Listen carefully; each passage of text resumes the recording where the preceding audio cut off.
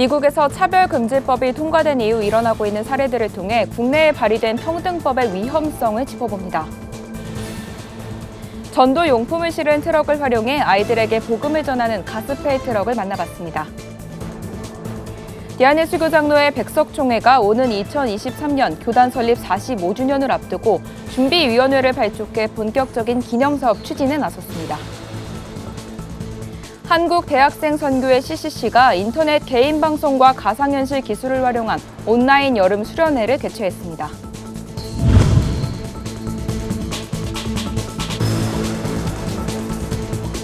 여러분 안녕하십니까? 구티비 뉴스입니다. 최근 미국 뉴욕주에서 젠더 인정법이 제정됐습니다. 미국에서는 차별금지법이 통과된 이후 다양한 성 정체성을 인정하는 후속 법안들이 각 주에서 잇따라 등장하고 있는데요. 우리나라도 국회에 발의된 차별금지법이나 평등법 통과에 대한 우려가 많습니다. 자세한 내용 박예리 기자가 보도합니다. 미국 현지 시간으로 24일 앤드류 쿠오모 뉴욕주지사가 젠더 인정법에 서명을 했습니다. 2009년 성 정체성과 성적 지향에 대한 차별금지 조항을 포함한 법안이 통과된 지 12년 만입니다. 차별금지법이 통과된 이후 관련 후속 법안과 정책들이 지속적으로 등장하고 있습니다. 법안이 시행되면 앞으로 뉴욕에서는 운전면허증에 남녀 외에 제3의 성을 의미하는 X가 추가됩니다.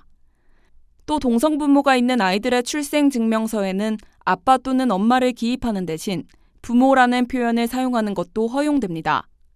다시 말해 기본적인 성별 구분이 없어지는 겁니다. 연방 차원에서 이제 통과가 된 거고, 이제 거기에 이제 힘을 입어서 2015년에 이제 미국 대법원에서 동성 결혼이 이제 합법화가 됩니다. 그걸 토대로 해서 이제 주별로 이제 후속 법안들을 주별로 이제 만들 수 있는 근거가 되는 거죠. 이태희 변호사는 차별금지법이 통과된 이후에는 사회의 근간을 이루는 제도들이 무너지고 동성애나 제3의 성을 부정하는 의견이 오히려 압박받게 된다고 우려했습니다.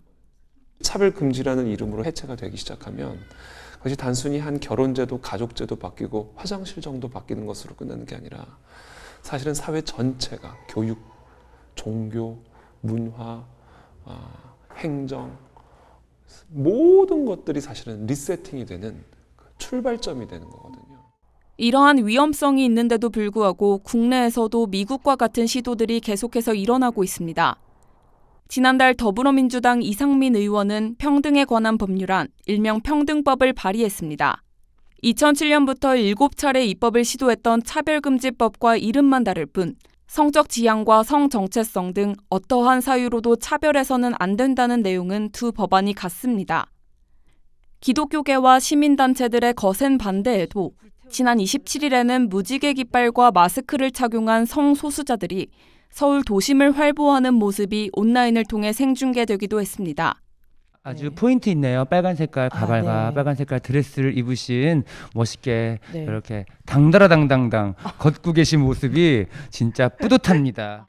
만약 국내에서 평등법이 통과된다면 이런 움직임 또한 막을 힘을 잃게 됩니다.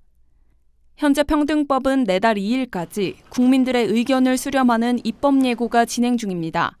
모든 사람의 인권은 존중되어야 하지만 소수를 위한 다수의 희생이 사회 질서를 해칠 수 있다는 위험성은 간과할 수 없는 부분입니다. 미국의 사례가 보여주듯이 국회는 법안 마련에 더욱 신중해야 하고 국민들은 이를 잘 지켜봐야 합니다. 구티비 뉴스 박예리입니다. 코로나19 장기화로 교회학교 사역과 전도가 큰 타격을 받고 있습니다. 현장 예배와 소모임이 제한된 데다 여름 성경학교를 진행하기도 어려운 상황인데요. 이런 가운데 게임과 장난감을 싣고 지역사회의 아이들을 직접 찾아 사역하는 곳이 있습니다. 박은결 기자가 취재했습니다. 하굣길에 아이들이 트럭 주위로 3355 모여듭니다. 트럭에 설치된 숫자판에 공을 던져 점수를 얻는가 하면 경품으로 인형이나 노트를 받기도 합니다. 착한 이웃교회 정진 목사가 게임과 선물을 싣고 아이들을 만나기 시작한 건 5년 전입니다. 당시 교회 앞 분리수거장에 버려진 작은 책장과 수레로 가스펠 카트를 직접 제작했습니다. 이후 성도들의 후원이 늘어나면서 가스펠 트럭을 마련하게 됐습니다. 가스펠 트럭이 찾아가는 곳은 아이들의 놀이터가 됩니다. 전도와 신방도 자연스럽게 이뤄집니다. 복음은 이렇게 신나는 거구나. 복음은 이렇게 기쁜 거구나. 복음 자체가 기쁜 소식이잖아요. 지금은 계속해서 씨앗을 뿌릴 때다. 그런 마음을 가지고 한 영혼 한 영혼에게 복음을 전하는 일에 집중하고 있어요. 게임에 참여하며 마음 문을 연 아이들은 어느새 정 목사의 말에 귀를 기울입니다. 성경 구절이나 기도를 따라하기도 합니다. 영생을 얻게 하려 하심이라. 인형 받아서 기분이 신나게 들어요. 예수님이 마음에 있다는 걸 알았어요. 전도 물품 또한 성도와 단체의 후원으로 채워집니다. 최근에는 기독교 선교단체 지미션에서 인형 600개를 보내오기도 했습니다. 정 목사는 지역아동센터 3곳과 보육원, 학대 피해 아동을 지원하고 미혼모 시설, 장애인 복지기관도 찾아갑니다. 목사님께서는 저희 센터 주변에서 목회 활동하고 계시는데요. 그 프로그램 지원도 해주시고 또 아이들에게 학용품이라든가 이런 물품을 기회 되실 때마다 보내주시고 후원해 주셔서 많은 도움 받고 있습니다.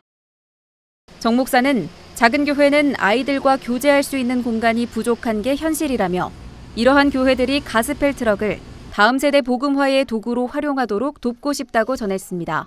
시행착오도 겪고 막 이런 경험, 저런 경험들 많잖아요. 같이 동역할 수 있는 전국의 가스펠 트럭 동역자들을 좀 함께 만들고 싶고 가장 중요한 본질, 복음이 잘 선포되는 게 저의 가장 큰 소망이고 비전입니다. 구티비 뉴스 박은결입니다.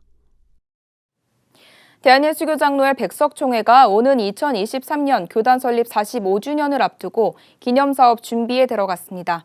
준비위원회를 구성한 데 이어 현판식을 갖고 본격적인 사업 추진에 착수했습니다. 최상경 기자의 보도입니다. 대한예수교장로회 백석총회 교단 설립 45주년 준비위원회가 현판식을 갖고 공식 출범했습니다. 위원회는 앞으로 2년간 45주년 기념사업을 단계적으로 추진하게 됩니다. 준비위원장은 증경총회장 양병희 목사가 맡았습니다. 양병희 준비위원장은 교단 정체성 확립과 교단 신학의 근간인 개혁주의 생명신학의 세계화를 목표로 다양한 기념사업을 추진해 나가겠다고 밝혔습니다. 개혁주의 생명신학의 세계화를 선포하고 또 총회 역사관 설립과 백석 정체성을 공고히 하는 기념사업을 통해서 하나님께 영광을 돌리고 또 지나온 발자취를 기념하게 될 것입니다.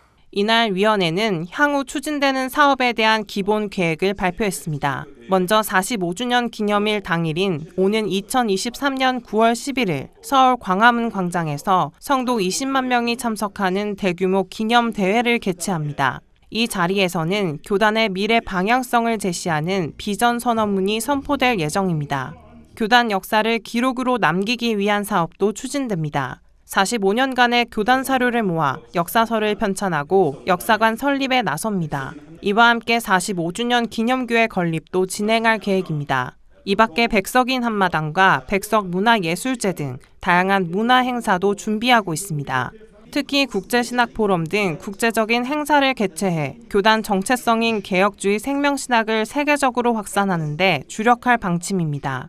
이를 통해 백석총회는 한국교회의 부흥, 발전에 크게 기여하게 되는 계기가 되길 기대했습니다.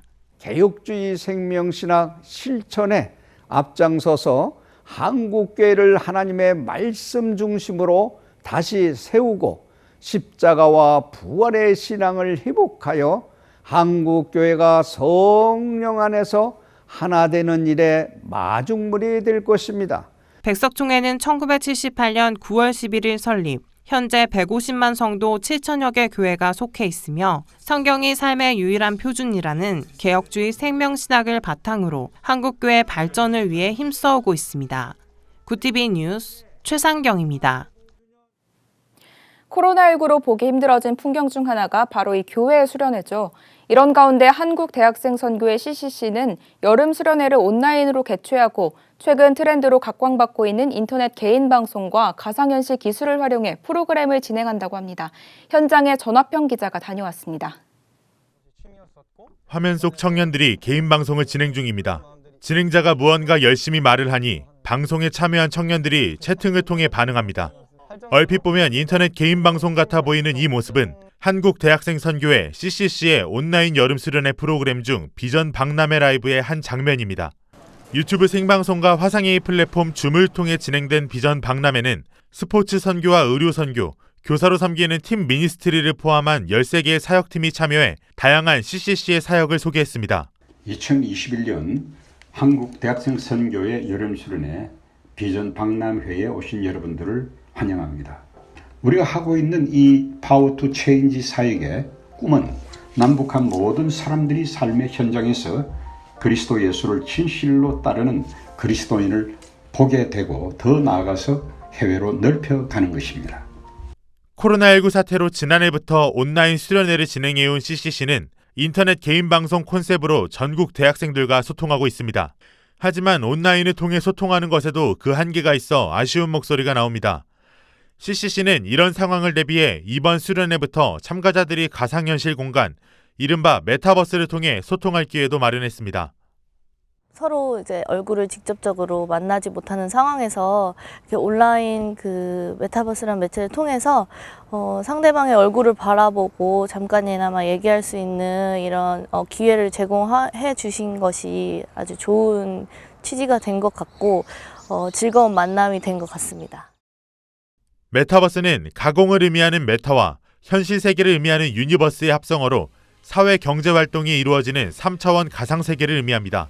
현재 네이버 Z에서 운영 중인 제페토나 가상 공간에서 사람들을 만나는 게더타운이 메타버스 플랫폼으로 관심을 끌고 있습니다. 한국 CCC 대표 박성민 목사는 이번 수련회에서 중점을 둔 부분이 젊은이들의 관심도라며 메타버스를 활용하게 된 이유를 밝혔습니다. 젊은이들이 관심 있는 것, 사실은 그 안에 있는 내용과 그다음에 핵심은 우리가 복음이고 그것이 가장 중요한 것이지만 복음을 어떻게 포장해가지고 또 손쉽게 젊은 사람들이 다가올 수 있게 만들 것인가, 가장 좋은 게 무엇일까 하다가 보니까 사실 메타버스를 활용하게 됐죠. 박 목사는 지금 젊은 사람들은 굉장히 힘든 시대를 살아가고 있다며 3일간 진행되는 CCC 온라인 여름 수련회를 통해 꿈을 얻고 진리 안에서 자유하게 되는 시간이 됐으면 좋겠다고 전했습니다. 구티비 뉴스 전하평입니다. 기독교 대한선교회교회 지영훈 총회장이 세계 한인 방송사와 해외 파송 선교사 간 네트워크를 구축하는 데 힘쓰겠다고 밝혔습니다. 지영훈 총회장은 세계 한인 기독교 방송협회와 사단법인 세계 한인 방송협회 신임 회장인 김명전 구티비 대표와 만난 자리에서 해외 선교 현장의 교류 활성화를 위해 노력하겠다며 이같이 말했습니다. 김명전 회장은 세계 한인 방송사들은 대부분 선교 사명을 감당하기 위해 설립됐다며 전 세계 곳곳에 복음이 전해지도록 교단 차원의 협력을 요청했습니다. 이재붕 협력기관 기자가 보내온 소식입니다. 한국기독교군선교사협의회 CMK가 지난 25일 6.25 나라사랑 구국기도회를 개최했습니다. 50여 명의 군 선교사들이 참석한 가운데 진행된 이번 기도회에선 한반도의 평화적 통일과 군 선교 현장의 부흥을 위해 한 목소리로 기도했습니다. CMK 대표회장 이무철 목사는 코로나19로 힘든 시기지만 이럴 때일수록 군 선교사들과 나라를 위한 기도에 더욱 마음을 모아달라고 전했습니다. 사랑의 장기기증운동본부가 헌혈과 장기기증 등 생전 생명 나눔 운동에 앞장서온 고 김준곤 목사의 자취를 다룬 영상을 공개했습니다. 영상에는 고 김준곤 목사가 지난 2009년 소천하며 2명의 시각장애인에게 각막을 기증하는 등의 내용이 담겼습니다. 고 김준곤 목사는 1958년 한국대학생선교회 CCC를 설립하고 일평생 민족 복음화에 앞장서 왔습니다. 사랑의 장기기증운동본부는 이번 영상은 장기기증 운동에 힘을 보태고자 하는 교회를 위해 제작됐다며 온라인을 통해 생명 나눔 이야기를 쉽게 접할 수 있었으면 좋겠다고 말했습니다. 오늘의 이슈 포커스입니다. 주말과 겹치는 모든 공휴일에 대체 공휴일을 적용하는 이른바 대체 공휴일법 등이 29일 국회 본회의를 통과했습니다.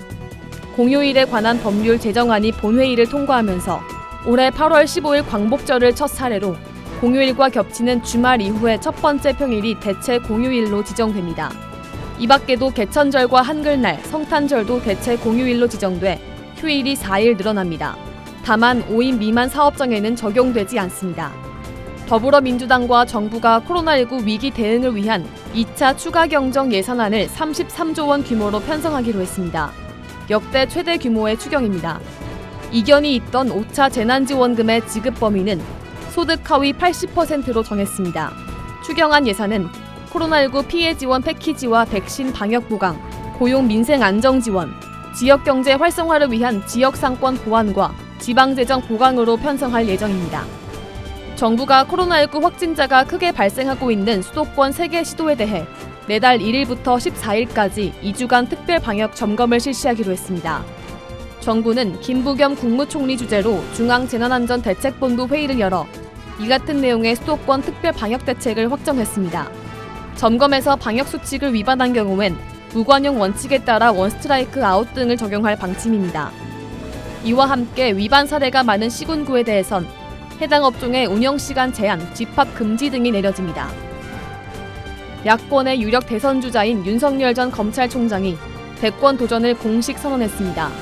윤 전 총장은 출마 선언과 동시에 페이스북 등 SNS 활동과 민심 투어 행보를 시작한다는 방침입니다. 문재인 대통령이 사표를 정식 수리한 최재형 전 감사원장은 사의를 표명하면서도 대권 도전에 대한 입장 표명은 일단 미뤘습니다. 조만간 공식 출마 의사를 밝힐 것으로 보이는 가운데 국민의힘은 공존할 수 있는 분이라며 기대감을 나타냈고 민주당에선 중립성 위배라는 비판이 쏟아졌습니다. 구티비 뉴스 김예지입니다. 구티비 월드와이드입니다. 미얀마에 3개월가량 구금됐던 미국 언론인 나탄 마웅 카마얏 미디어 편집장이 미얀마 군부에게 고문을 당했다는 정황이 포착됐습니다. 지난 3월 9일 군부에 체포됐다가 지난 6월 15일에 석방된 뒤 미국으로 추방된 나탄은 군부가 내 등 뒤로 수갑을 채우고 내 눈을 천으로 묶었으며 3, 4일 정도 쉬지 않고 신문을 해 잠도 잘 수 없었다고 말했습니다. 그러면서 같은 방에 있던 다른 사람의 몸은 온통 멍과 상처투성이었고 군부가 수갑찬 그의 손을 테이블 위에 올려놓고 폭행하기도 했다고 회상했습니다. 시진핑 중국 국가주석과 블라디미르 푸틴 러시아 대통령이 상호 우호적 협력 관계를 재확인했습니다. 외신에 따르면 두 정상은 화상 정상회담을 가진 뒤 공동 성명을 통해 중러 우호 협력 조약의 연장을 공식 발표했습니다. 시 주석은 중러 우호 협력 조약에 따라 양국은 아무리 험난한 어려움이 있어도 계속 협력해 나갈 것이라고 말했습니다. 코로나19 재확산으로 실내 마스크 착용 의무를 복원한 이스라엘이 출국자에게 코로나 위험국 회피 서약을 받기로 했습니다.